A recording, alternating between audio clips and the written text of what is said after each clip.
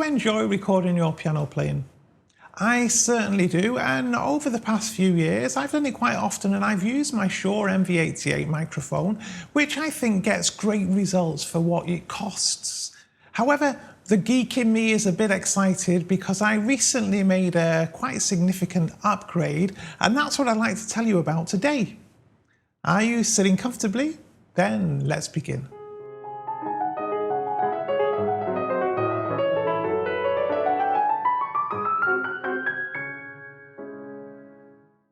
Hi, this is Tommy with Tommy's Piano Corner, the place for returning pianists, or indeed anybody who loves piano, to share tips and ideas of how to get the best from this great hobby. If it is your first trip here, then please do think about subscribing. Simply hit the little icon in the bottom right hand corner of your screen now, and it's all done for you. Now, don't get me wrong, right? The Shure MV88 and the MV88 Plus are fantastic little microphones for the money. And to be honest, for the majority of people, you probably would never be that interested in bothering to upgrade, really. But I am a bit of a geek, I have to admit, and I'm always amazed by what it's possible to do these days and how affordable technology is, relatively speaking, to what it was when I was young.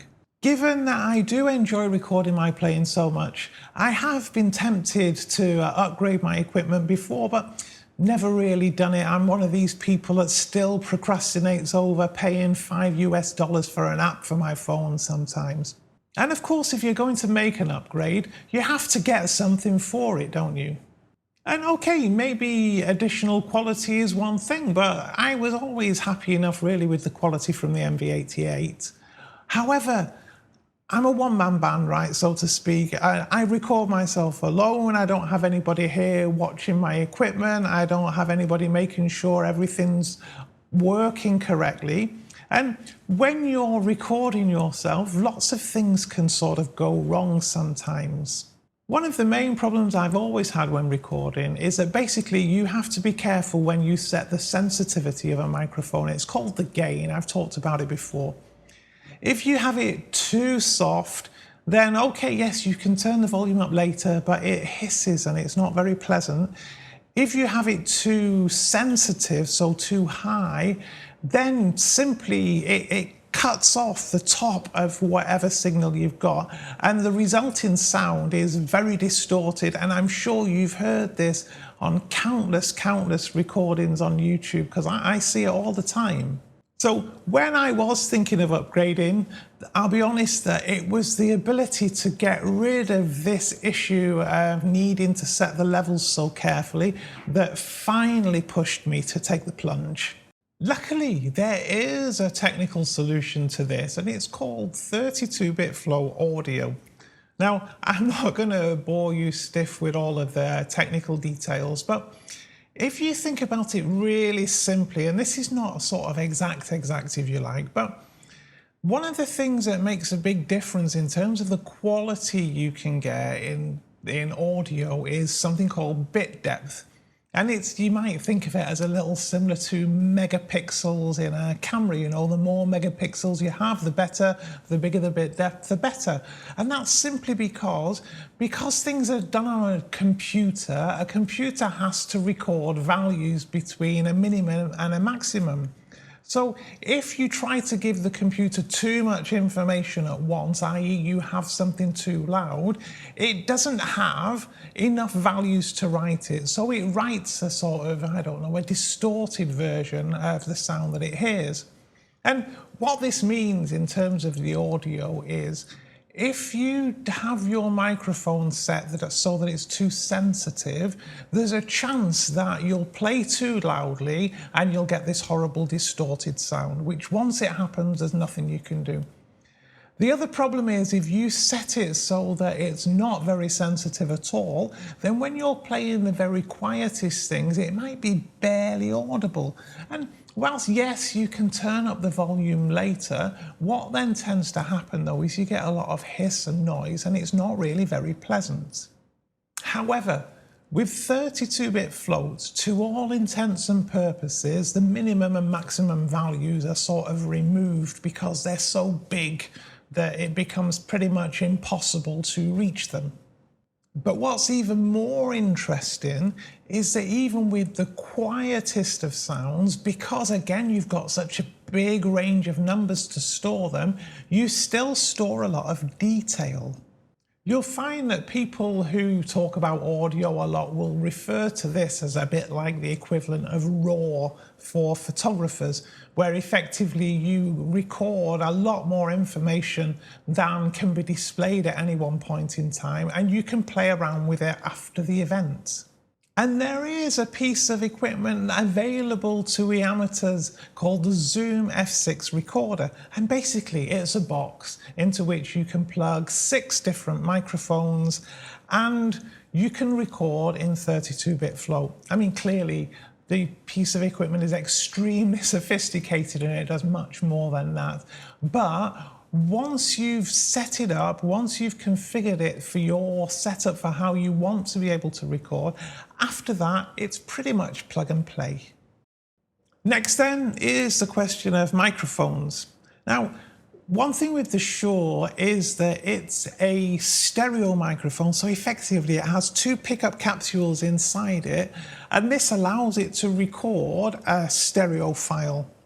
However, when you're recording with most microphones, there's effectively a single capsule inside, and that gives you a mono file, if you like. And because, of course, we're all so used to listening to things in stereo, that means we effectively need 2 microphones so that we can create that stereo sound.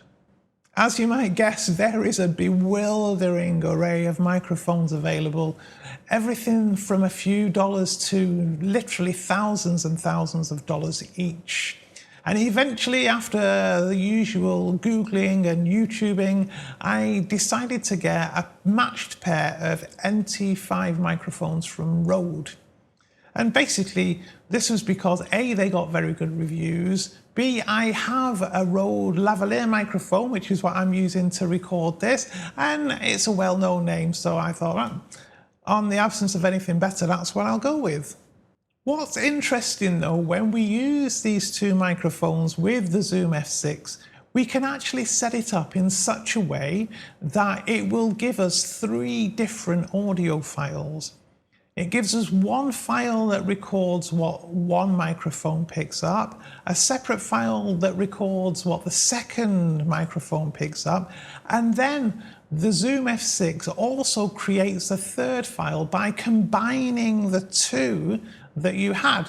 And that gives you options then later of either using a stereo file straight away or starting with the 2 mono files and creating your own stereo file afterwards. Let's not forget, of course, when we do an upgrade like this, we end up with the problem of how do we then place the microphones? And so for that, you need 1 or more microphone stands. And I actually also bought myself what they call a stereo arm that allows me to put 2 microphones on the same stand. If you've ever looked at this topic, you'll then also know that there is a wide range of ways in which you can place microphones when you're recording. And I'm experimenting at the moment with something called ORTF. And so far giving me good results, but I will definitely experiment with some of the others such as XY, etc. So as you can see, by the time you've been plugging all of this in, setting all of this up, it's much more complex than my trusty Shure MV88 that I just plugged into my old iPhone, stuck it onto a tripod, stuck the tripod next to the piano and pressed record. However, once you have got everything set up and you've worked out what settings you want to use for the first time, after that, there's simply one button you need to press and the recording works just in the same way. I generally tend to mount the Zoom on a tripod just so I can put it somewhere where I can see it for, extra visual reassurance maybe. The next piece of the puzzle then is what do we do when we've got these 32-bit float files? And Garageband, which I've always used up until now, really just doesn't support 32-bit float, right? It's not that sophisticated. But luckily the F6 does come with a free license to Cubase LE Elements, which is sort of a cut down version of Cubase, but it's got everything in it that I need for what I want to be able to do. One thing you need to remember about these 32-bit floating point files is that when you play something back, it still has to fit within the normal rules. So if your computer works on 24-bit, when it plays back, anything that goes beyond the values it's expecting will still clip. However, the first thing you can then do in Cubase is something they call normalize, where basically you adjust the gain setting, so the sensitivity of the microphone, after you've done the recording, and you bring it back into values that your computer can work with easily. So basically, if we've recorded it too quiet, then we can increase the volume without introducing any hiss. And if we recorded it too loud, then we can simply reduce the volume, and that will actually get rid of any clipping and distortion. Cubase, as you might imagine, allows us to add equalization, reverberation, and a whole host of other things. And one big advantage it has over Garageband, I found, is that when you're trying to edit out mistakes, it's actually easier to do because Cubase allows you to do what are called crossfades. And these effectively automatically increase the volume of one track whilst reducing the volume of another, so that when you stick two pieces of music together, they blend seamlessly, and on playback, hopefully at least, you can't tell the difference. All that's then left to do is that I just save the file into a standard format. So for me, I always save as 24-bit and 48 kilohertz, and then this I can use elsewhere. For me, it's still early days at the moment of exploring what I can do with this new setup, but I'm having great fun learning, and I'll do separate videos on each of the different components and how you go about setting them up and what things to take into consideration. So if that's something that would interest you, make sure you don't forget to click the little bell icon so you get notified when the videos are released. Of course, don't forget to subscribe to Tommy's Piano Corner. I do thank you very much for watching today, and look forward to seeing you very soon.